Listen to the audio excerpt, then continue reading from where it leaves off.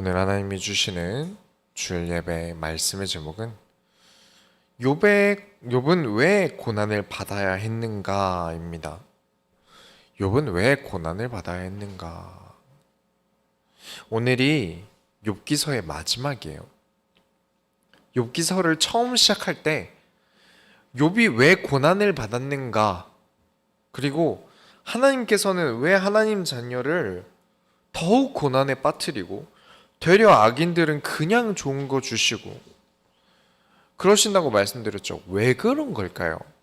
오늘 예배를 드리는 모든 소원교회 성도님들, 또 인터넷으로 예배드리는 모든 분들, 또 이 영상으로 만날 모든 분들, 오늘 말씀을 통해 한번 생각해 보시기 바랍니다.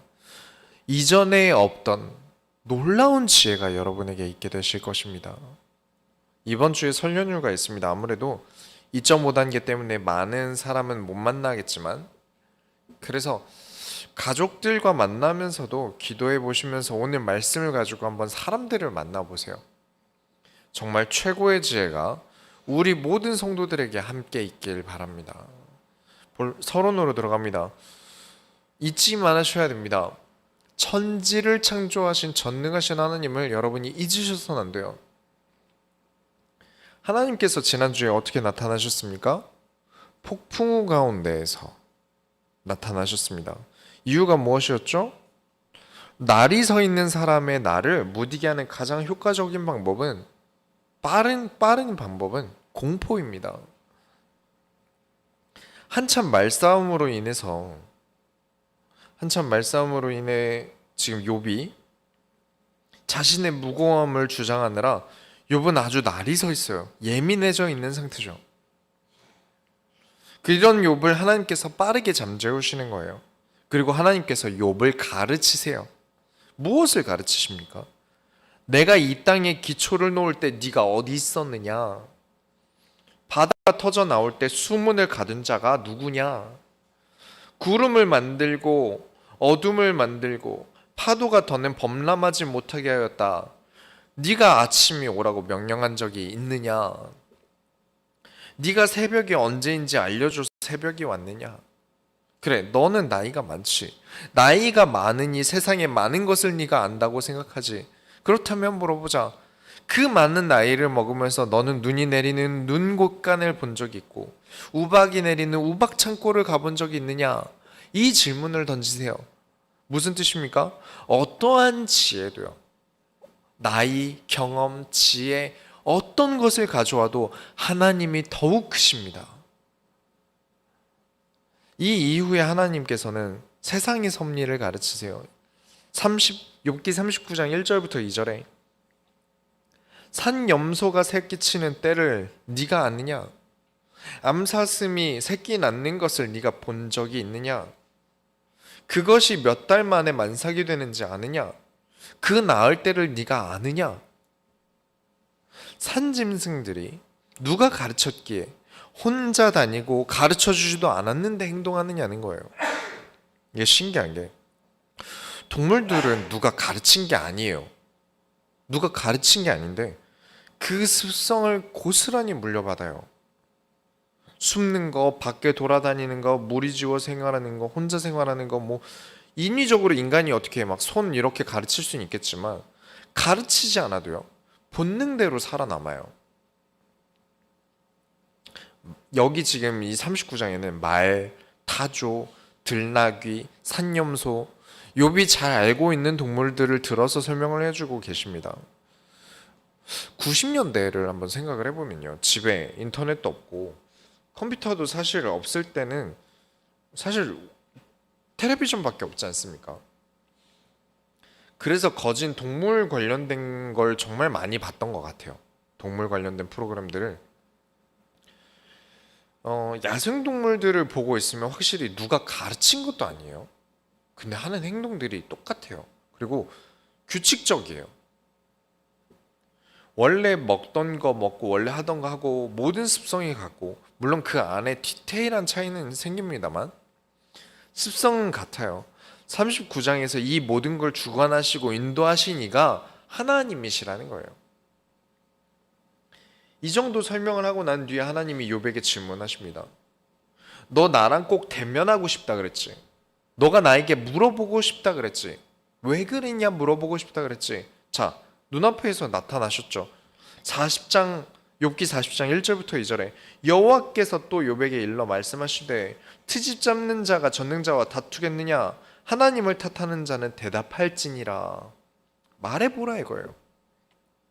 여기 무슨 말이 있겠습니까? 하나님은 실수가 없으시다.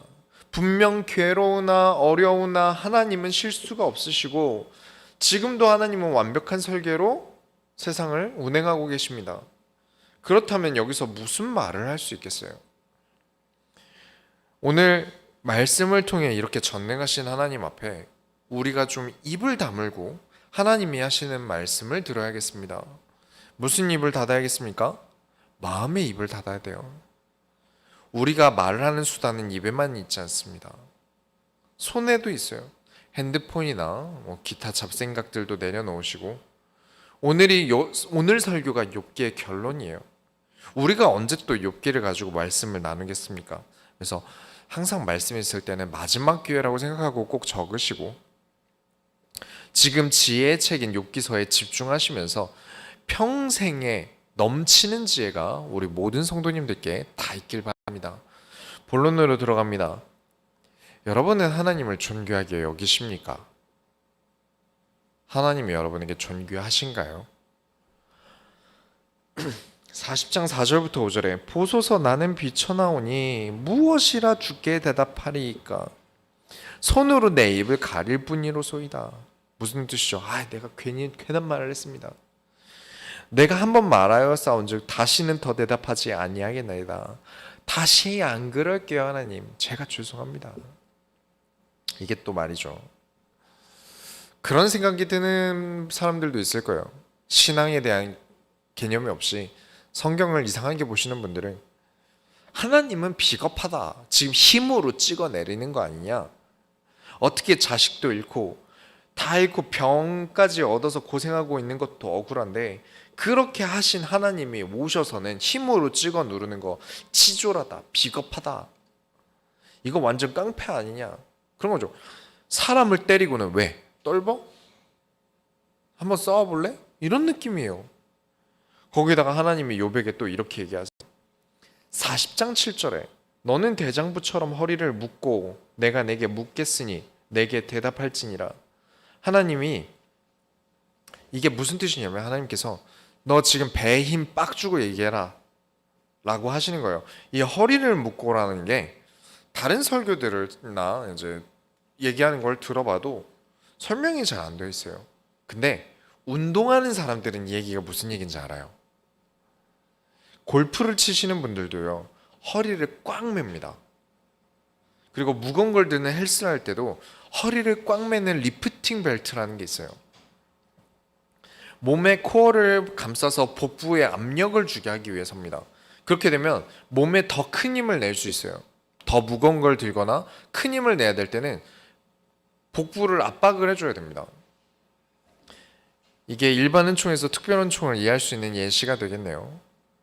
40장 8절부터 9절에 자, 배에 힘 빡 주고 얘기해라. 네가 내 공의를 부인하려느냐? 내 의를 세우려고 나를 악하다 하겠느냐? 내가 하나님처럼 능력이 있느냐? 하나님처럼 천둥 소리를 내겠느냐?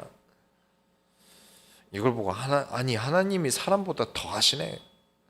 하나님이 아무 힘이 없다면 한번 깡으로 비벼볼 텐데 지금 하나님이 얼마나 전능하신 하나님인지 다 설명해 놓으시고는 욥에게 혼을 내십니다.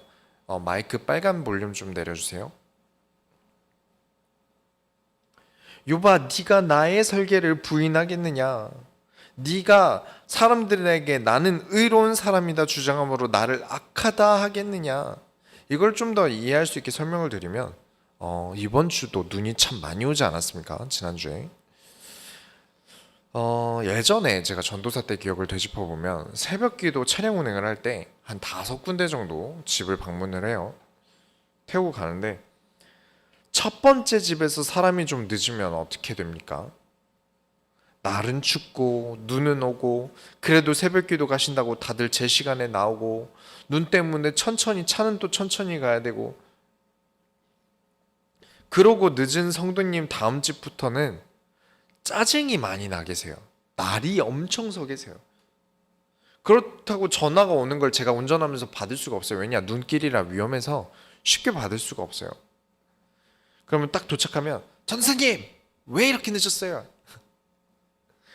그쵸. 춥고 힘들었겠죠. 거기다가 대고 저 뒤에 계신 권사님이 늦어서요. 이렇게 말씀을 드릴 수가 없잖아요. 그래서 그냥 죄송합니다. 할 수밖에 없어요. 욥이 한 가지를 잊었어요. 하나님이 모실 때 욥이 잘못했다 단점이다라고 말을 하실 수 있는 게 뭐였냐면 욥은 하나님을 섬긴다 하면서 지금 이 순간에 자신을 많이 생각했어요. 자신의 의로움은 주장하지만 내 주장으로 인해서 하나님을 악하다 사람들이 말할까봐 걱정하진 않았어요. 하나님은 욥을 아프게 하신 나쁜 하나님이다 라고 사람들에게 여겨질 바에는 내가 부족해서 그래 내 잘못이다 하면서 그냥 넘기지 못했다는 거죠. 하나님에 대한 변호보다는 자신의 변호가 급했던 겁니다. 그렇다고 사실 이걸 잘못했다라고 하기보다는 사실 욥에게는 이게 최선이었을 거예요. 그러나 우리가 성경에서 확인한 게 있죠. 하나님은 언제나 더욱 성장하고 나아가게 하시기를 멈추시는 분이 아니세요. 하나님 자녀가 아니라면 그냥 그래 먹고 살아라 이러면서 던져주실 텐데 그게 아니라 하나님 자녀는 더 나아가게끔 항상 하세요. 그래서 우리는요 자의적으로 항상 더 발전하려고 해야 됩니다. 더 나를 깎고 발전하려고 하고 나를 더 빛나게 만들려고 해야 돼요. 안 그러면 하나님이 떠미세요. 그게 우리에겐 고통스럽고요. 40장 10절에 너는 위엄과 존귀로 단장하며 영광과 영화를 입을지니라. 여기서 확실하게 드러납니다. 하나님의 위엄과 하나님에 대한 존귀함이 욥에게 조금 부족해 보였다. 그래서 이걸 입어라. 그죠? 옷은 어떤 용도입니까? 몸을 따뜻하게 하고 뭐 여러 가지 용도가 있겠지만 일단 가리는 데 있어요. 가장 기본적인 요소는 그거죠. 하나님에 대한 법칙, 섬김, 규칙 이런 건 욥이 아주 잘했어요. 그런데 우리도 참 이걸 쉽게 놓쳐요. 제가 예전에 고위층 분들 연애 얘기를 들어봤는데 실제로 이렇게 만나서 하는 얘기를 들어봤는데 시간이 갈수록 이 부부 사이에서 애정을 느끼기가 참 힘들다 그래요. 우리 같은 사람이야 레스토랑 하나 예약하는 게 엄청 돈도 많이 들고 또 마음고생도 심하고 또 알아보기도 많이 알아봐야 되잖아요. 그리고 명품 같은 걸 선물하는 것도 우리한테는 굉장히 큰 스트레스죠. 그쵸? 많은 고생을 해야 돼요. 그런데 이거는 레스토랑도 기념일 되면 레스토랑도 비서들이 그냥 얘기해서 잡아주고 선물도 그냥 사람 시켜서 백화점에서 준비해 놓으라고 하고 이렇게 돈으로 때운 거지 않습니까? 그걸 서로 아니까 이게 시간이 지날수록 좀 성의 없게 느껴지나 봐요. 그래서 뭔가 애정보다는 의무감 때문에 하는 행동 같아 보였나 봐요. 하나님을 잘 섬기고 하나님의 법에는 깨끗했는데 이게 이렇게 문제가 오니까 드러난 거죠. 하나님에 대한 보호보다는 나의 변론이 더 바빴다. 물론 이것만으로도 훌륭하지만요. 좀 마음을 쓰는 데 있어서 조금 부족했다. 두 번째로 하나님은 언제나 절대 바로 알 수 없게 말씀하세요. 사람들은 바로 그냥 답을 구하길 바래요. 그래서 하나님의 말씀이 답이 안 되니까 기독교인인데도 불구하고 점집을 가는 사람들도 많아요. 바로 내가 얻을 답 이거에 목말라는 것 같아요. 하지만 하나님은 절대 바로 알 수 있게 얘기하지 않으십니다. 40장을 보시면 욥기 40장을 보시면 네가 하나님이면 네가 너를 낮게 해봐라 라는 식의 이야기를 하나님이 많이 하세요. 욥기가 정말 지혜책이라고 여겨지는 게 이런 겁니다. 그리고 사람이 소설로 쓸 수 있는 내용도 아니라고 봐요. 사람이 이런 내용을 쓸 수 있다면 정말 대단한 사람일 거예요.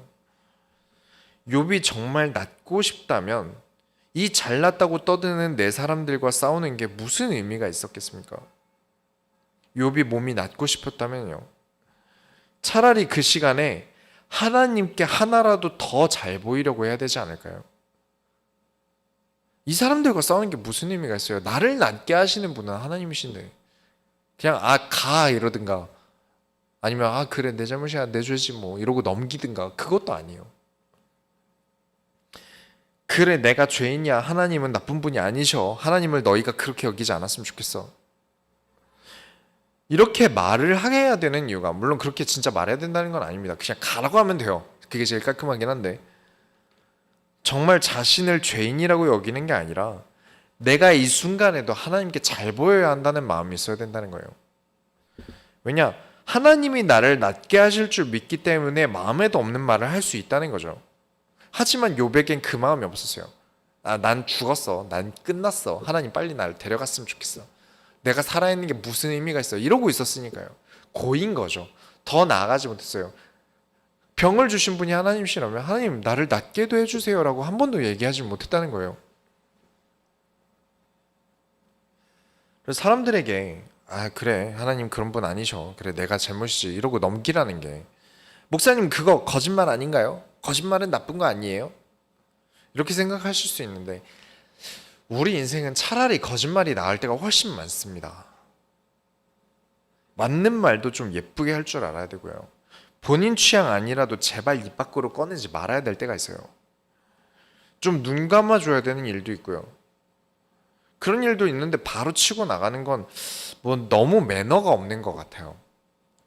한참 일하시는 분이 하수구에서 일하는데 지나가다가 냄새 입 밖으로 왜 꺼냅니까? 그러니까 자기 감정에 너무 충실해서 그래요. 슈퍼 직원 앞에서 왜 이렇게 비싸? 이 집은 야채가 너무 구리네. 당장 내가 느끼는 바에 너무 솔직해서 입 밖으로 눈치 없게 말 꺼내는 거 조심해야 되거든요. 그래서 기독교인이 거짓말하면 되냐? 라고 생각하시면 안 돼요. 거짓말 해야 될 때는 하는 게 맞습니다. 그리고 또 생각해 볼 게 뭐냐면 하나님이 내가 욥에게 질병을 준 이유가 이거고 이런 걸 깨달으라고 하는 거야 라는 장면이 또 안 나와요. 하나님이 이유 설명을 안 하세요. 하나님께서 그런 이야기를 안 하시는데 하나님은 41장을 가서도 41장 1절을 보면 리와 야단이 또 나오는데 대강 물에 서식하는 공룡 엄청 큰 공룡 정도로 여기시면 됩니다. 이 얘기는 3장 8절에서도 다룬 적이 있어요. 이 무시무시한 바다 공룡을 하나님께서 부수고 종으로 삼고 마음에 안 들면 가죽을 벗길 수 있고 세상에서 그 공룡은 힘으로는 어떤 존재도 이길 수 없는데 하나님은 마음대로 부릴 수 있다 하시면서 하나님이 가지고 계신 힘에 대해서 이야기하고 계세요. 우리가 자주 성경에서 이야기하지만 하나님은 늘 우리가 궁금해할 만한 이야기를 직접 안 해주세요. 우리는 욥이 왜 고난당했는지 하나님이 왜 고난을 허락하셨는지 우리도 참 궁금한데 안 써주세요. 얘기를 안 써놓으셨어요. 끝까지 안 알려주세요. 하나님이 얼마나 크신 하나님이신지만 설명하고 계세요. 하나님이 크시다는 거 우리가 모릅니까? 그런데 왜 설명을 안 하실까요? 언제나 그러세요. 많은 선지자들이 믿음의 영웅들이 하나님께 질문합니다. 이건 왜 이렇게 된 건가요? 하나님 나라가 왜 이렇게 됐나요? 왜 악인이 잘 되나요? 이번에 생긴 일들은 무엇 때문인가요? 그런데 하나님은 이것과 관련된 얘기를 전혀 안 하세요. 답이 안 되는 얘기를 하세요. 그런데 하나님이 그때 주신 말씀을 가지고 고민하고 묵상하고 말씀을 가지고 인생을 살아보니까 알겠는 거예요. 하나님이 이래서 이 이야기를 하셨구나. 이 말씀을 하신 이유가 이거구나. 그래서 항상 세 번째로 하나님은 자신의 계획을 반드시 이루신다는 것을 믿으셔야 됩니다. 내가 모르겠지만 못 알아듣겠지만 하나님은 하나님 계획을 이루세요. 말씀을 이루실 거예요. 그걸 믿으셔야 합니다. 42장이 이제 욥기의 마지막 장이에요. 오늘 본문을 보시면 42장 2절에 주께서는 못하실 일이 없사오며 모든 계획이든지 못 이루실 것이 없는 줄 아오니 나 때문에 계획을 바꾸실 분이 아니세요. 우리는 참 많은 걸 바랍니다. 내 욕심대로 해주시면 얼마나 좋을까요?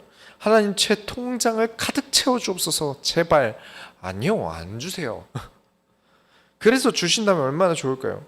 그러나 하나님은 내 소원을 들어주시는 분이 아닙니다. 3절을 보시면 우리가 하나님께 내비치는 내가 바라는 대로 해달라는 게 얼마나 무지한 말인가. 내가 하나님을 깨닫기 전에 이미 내 멋대로 하나님께 짓거리고 있는데 이게 뭔가? 라는 말입니다. 42장 4절에 내가 말하겠사오니 주는 들으시고 내가 주께 묻사오니 주여 내게 알게 하옵소서. 욥이 깨달은 것이죠. 하나님, 내가 하나님과 더 대화하겠습니다. 하나님과 더 소통하겠습니다. 이전에는 의무적으로 신앙을 참 잘 지켰어요. 하지만 이제부터는 조금 더 하나님께 인격적으로 더 다가가겠습니다.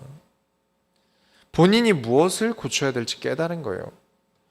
이 다음에는 하나님이 욥의 친구들을 평가하세요. 너희는 욥만큼 옳지 못했다. 이게 옳지 못했다고 틀렸다는 게 아닙니다. 무조건 옳지 못했건 틀렸다라고 할 수 없는 거예요. 그리고 기준이 욥이에요. 욥보다는 틀렸다는 거죠. 욥만큼 옳지 않았다는 거예요.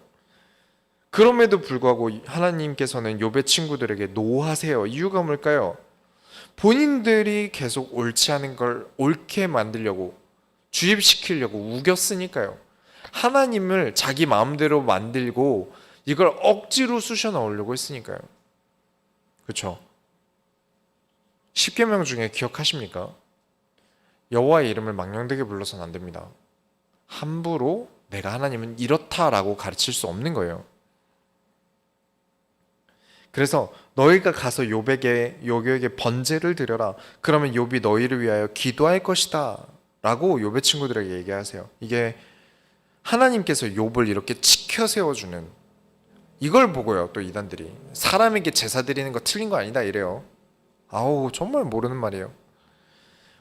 여기 지금 욥을 좀 치켜 세우는 의미도 물론 있겠습니다만 그것만 보시면 안 됩니다. 내가 무언가 행동을 하기 전에 하나님께 제사를 드리면서 하나님과 소통하는 시간을 꼭 가지라는 겁니다. 번제를 드리면서 내가 뭔가 하기 전에, 내가 누군가에게 가르치려고 들기 전에, 하나님께서 너에게 이런 시간에 일어나는 사인이야 이런 말 하기 전에 하나님께 먼저 대화하고 예배 드리고 말씀을 받고 이 말씀 가지고 고민하고, 이 과정들이 없었다는 거예요. 그래서 친구들에게도 기회를 주시는 거죠. 42장 10절에 욥이 그의 친구들을 위하여 기도할 때 여호와께서 욥의 곤경을 돌이키시고 여호와께서 욥에게 이전 모든 소유보다 갑절이나 주신지라. 욥의 친구들에게 기도하면 친구들이 잘 돼야 하겠습니까? 그런데 욥이 잘 돼요. 욥이 친구들을 위해 기도했는데 욥이 잘 돼요. 욥의 곤경을 돌이키셨다. 몸이 아프던 거, 경제적으로 망한 거 하나님이 낫게 하셨다는 겁니다. 그리고 이전에 가지고 있던 큰 자산들의 2배로 주셨어요. 여기다 말년에는 더 큰 자산을 주시고요. 아들은 7을 낳고요. 딸은 3을 낳았어요. 거기다 손자를 4대를 받습니다.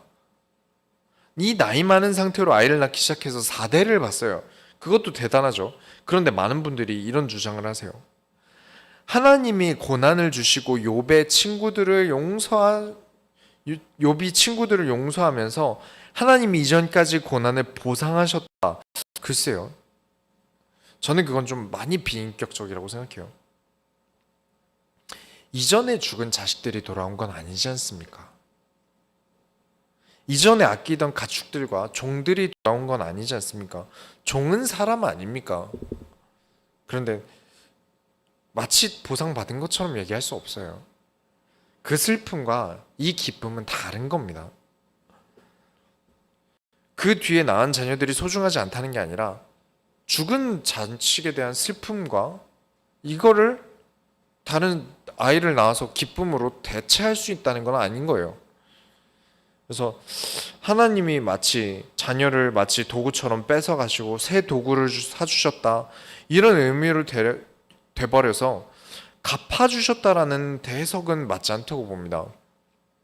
그렇게 되면 욥기가 주고 있는 교훈이 엉망이 돼버려요. 다시 돌려주셨다라고 해석하는 게 아니라 비록 이런 큰 문제들이 있었지만 욥은 한 걸음 더 나아갔다. 그 증거가 이런 부와 자녀들이다.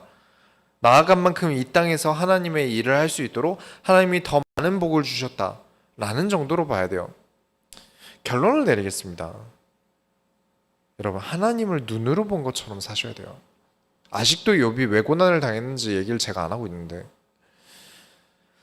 여러분, 하나님을 좀 더 인격적으로 보셔야 됩니다.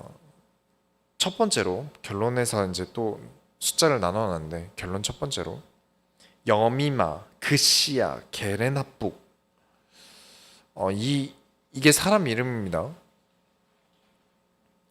여기까지 와도 도무지 욥이 왜 고난을 당했는지 모르겠어요.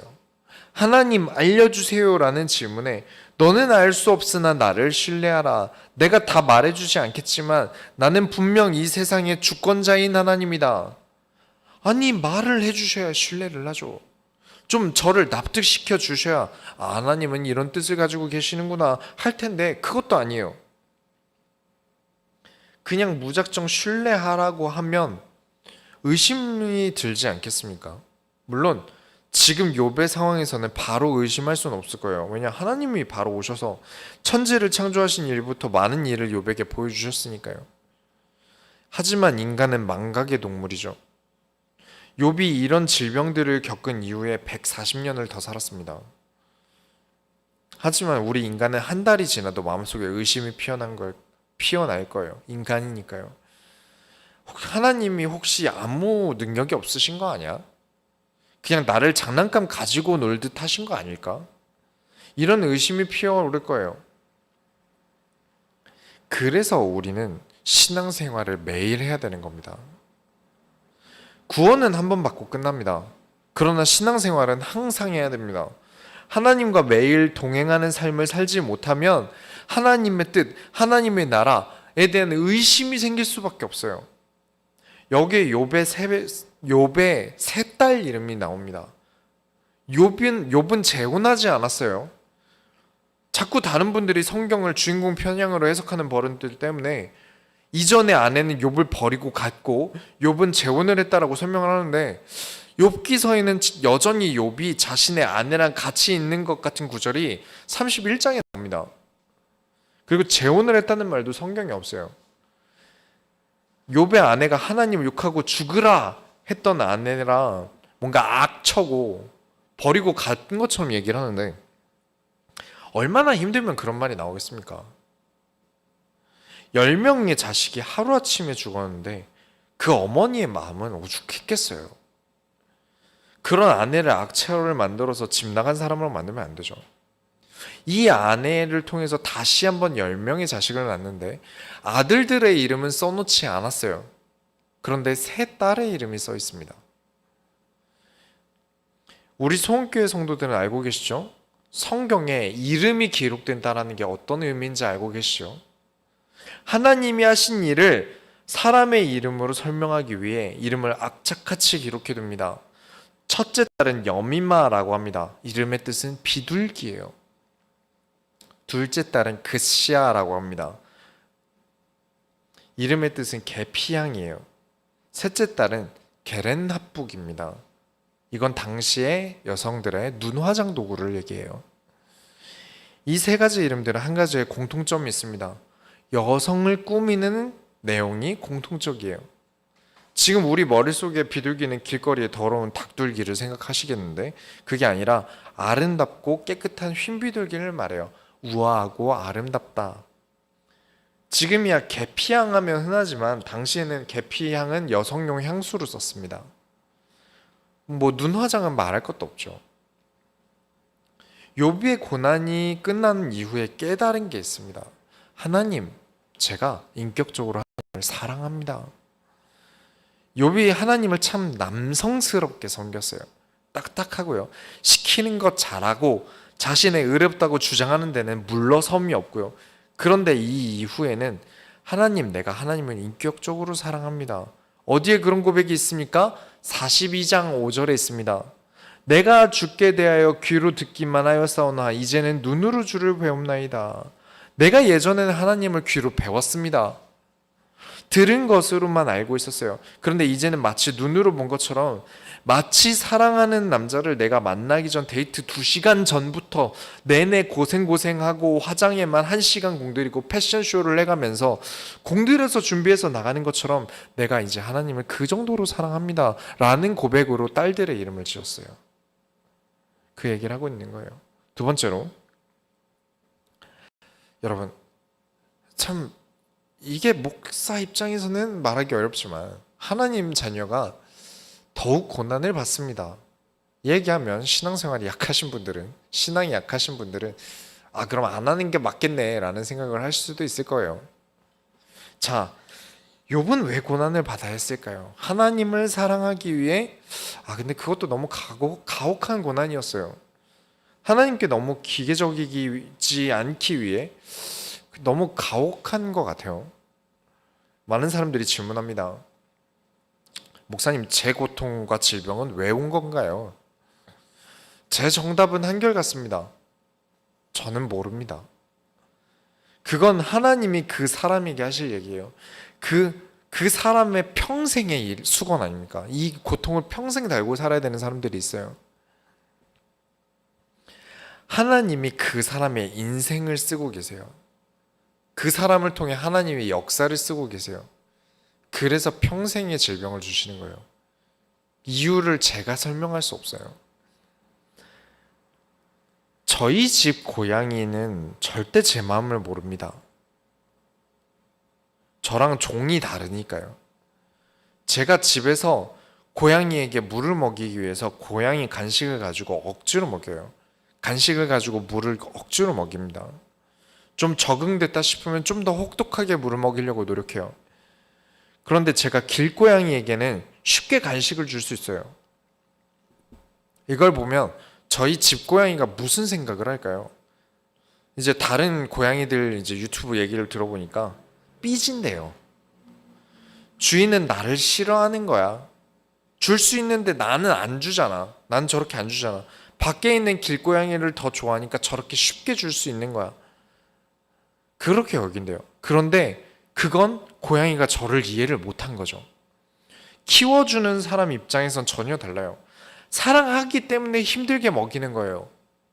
물을 먹이지 않으면 몸이 상해요. 그런데 고양이들은 물을 정말 싫어해요. 그래서 주는 저도 괴롭지만 간식을 가지고 힘들게 먹여요. 그냥 줄 수 있어요. 얼마든지 줄 수 있습니다. 그게 뭐 어렵다고요.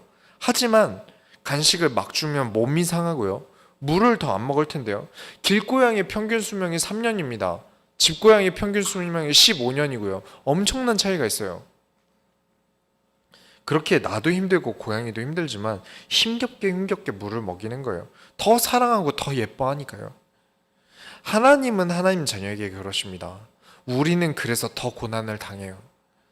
천국 복음을 전파하라고 예수님이 지시하시고 난 다음에 시대는 어땠습니까? 상황은 더 안 좋아져서 이전에는 예수를 전하다가 맞는 정도였는데 초대교회 때는 예수를 전하면 사자 먹이로 줬어요.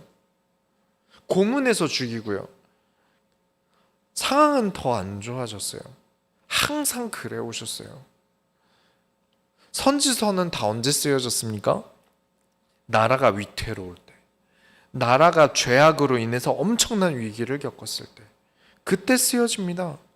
심지어 예수님도 이스라엘의 로마의 속국이 되어버렸을 때 오셨어요. 좀 괜찮을 때 오시면 얼마나 좋습니까? 하나님을 믿으면 믿을수록요 힘든 일이 생겨요. 신앙이 성장하면 성장할수록 고난의 클래스는 더 커집니다. 더 어렵게 주세요. 그냥 우리는 나 좋은 거 그냥 막 받고 싶은데 하나님은 내가 하나님이 시키는 대로 잘하면 잘할수록 우리에게 더 힘든 고난을 주세요. 그런데 그게 하나님이 이 땅에서 우리가 잘 되는 길이랍니다. 그 고난을 딛고 나아가길 바라세요. 이유는 몰라요. 각자 이유가 다를 거예요. 하나님과 개인의 문제라 제가 함부로 말할 수 없어요. 그러나 하나님이 세상에 의도한 바 우리를 더욱더 크게 사용하시려고 하시는 거예요. 그래서 우리는 이 고난에서도 감사해야 됩니다. 그게 욥기서예요. 고난의 결과, 세 번째로 고난의 결과가 욥기서 그 자체입니다. 고난의 이유는 말할 수 없습니다만 지금 우리에게 한 가지 결과가 있어요. 지금까지 보신 이 욥기 자체가 이 욥이 고난을 당해야 했던 이유입니다. 하나님께서 이 욥이라는 사람을 들어서 우리에게 하나님의 지혜의 집약체인 욥기서를 주셨어요. 한 사람의 인생이 그 이름이 세상에 남는 게 쉬운 일 같겠습니까? 그냥 뭐 잘 먹고 잘 살고 잘 됐다라는 내용으로 누가 이름을 남기겠습니까? 한 사람의 이름이 성경 안에 들어갔습니다. 아브라함, 이삭, 야곱, 요셉 등등 이 사람들의 성경의 이름이 되지 못했어요. 이 위대한 인물들이요. 그 사람의 이름이 성경책의 제목이 되기까지 얼마나 많은 일이 있어야겠습니까? 온 우주를 주관하시는 분께서 그 날만을 위해 운영하신 걸까요? 욥의 날과 욥 때문에만 하신 걸까요? 그렇지 않아요. 여러분의 인생은 하나님의 역사를 쓰고 있습니다. 그게 욥기서예요. 지금 우리와 앞으로의 미래까지 내다보시고 욥에게 고난을 주신 겁니다. 지금 우리와 앞으로 이 땅이 끝날 때까지 내다보시고 하나님은 욥에게 고난을 주셨어요. 그러냐 욥에게 설명해 줄 수 없는 거죠. 믿어라 라고밖에 할 수 없는 거예요. 어마어마한 가치가 있는 겁니다. 우리는 이번 연도 때 원단에 결단했습니다. 나의 이름을 남기자. 이름을 남기는 건 문제되지 않습니다. 하나님이 하신 일을 남기자는 거예요. 내 이름이 대명사가 되는 거예요. 제가 원단 때 말실수를 했더라고요. 음악의 어머니가 핸델인데 제가 바흐라고 했어요. 알고 있었는데 그날 말하다가 실수를 했어요. 세종하면 무엇이죠? 한글부터 떠오르시죠? 그런 것처럼 한 사람의 이름이 대명사가 되는 겁니다. 그게 쉽겠습니까? 세상에 어느 글이 고난 없이 매력이 있겠습니까? 소설이나 글을 쓸 때 스토리텔링을 해야 될 때 반드시 빼먹지 않고 해야 된다는 게 있어요. 그게 뭐냐면 주인공이 어딘가 약점과 하자가 있어야 돼요. 그 약점과 하자가 극복돼야 그 스토리는 매력이 있다는 거예요. 이렇게 주인공이 그래야 매력적이게 되는데 욥이 그냥 믿음 좋고 신앙이 좋아서 성경으로 남았다면 지금 우리가 보고 있는 지금까지 남아있기 힘들 거예요. 폐기됐을 가능성이 높아요. 원단을 생각하시면서 꼭 기억하시기 바랍니다. 여러분의 인생을 하나님이 이 땅에 하나님의 이름을 위해, 하나님의 위대함을 위해, 하나님의 역사를 위해 남기고 싶어 하세요. 그래서 원단을 생각하시면서 꼭 기억하시기 바랍니다. 하나님께서 나에게 주신 하나님의 소원을 이루었다는 증거로 우리가 나의 이름을 세상에 남깁시다. 우리가 하나님의 소원을 이뤄드립시다. 하나님 감사합니다. 하나님의 말씀을 따라 하나님을 믿으며 세상을 나갑니다. 어떠한 고난에서도 하나님을 믿게 하시고 하나님이 분명 지금도 일하고 계시다는 사실을, 이 일을 통하여 하나님의 역사를 쓰고 계심을 우리가 믿음으로 계속해서 세상에 나아가게 하여 주옵소서. 살아계신 예수 그리스도의 이름으로 기도드렸습니다. 아멘. 찬송가 314장 찬양하시면서 준비하신 헌금을 하나님께 드립니다.